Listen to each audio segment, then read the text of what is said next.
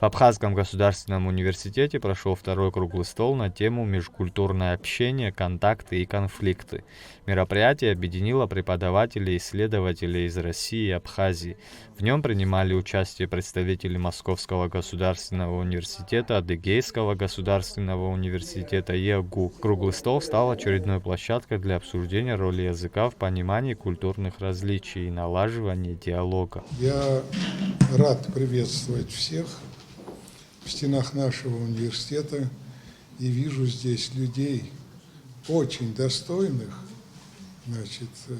которые, я думаю, каждому покажут пример того, как двигаться дальше по пути большой дружбы с Россией.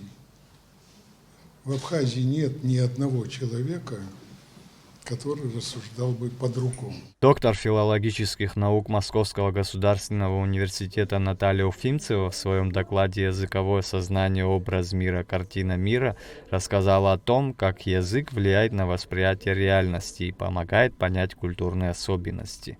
Человек, который проходит социализацию в той или иной культуре, живет в мы-пространстве. Он вычерпывает содержание своего сознания у других, на которых обращено его внимание. Он учится всему, не только знаниям, но и эмоциям, действиям и так далее. То есть на самом деле в наш образ мира входит отнюдь не только понятие или значение, как мы привыкли лингвисты, а на самом деле входит еще структура деятельности, которая принята в той или иной культуре.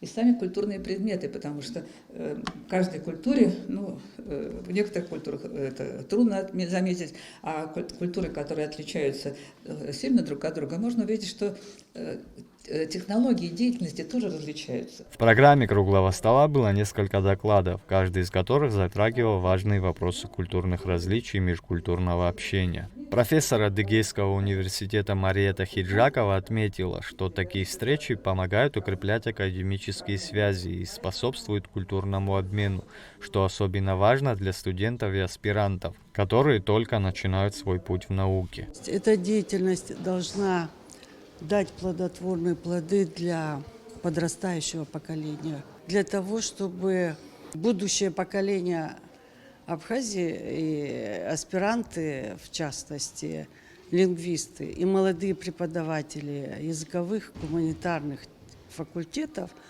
могли как-то идти в ногу со временем.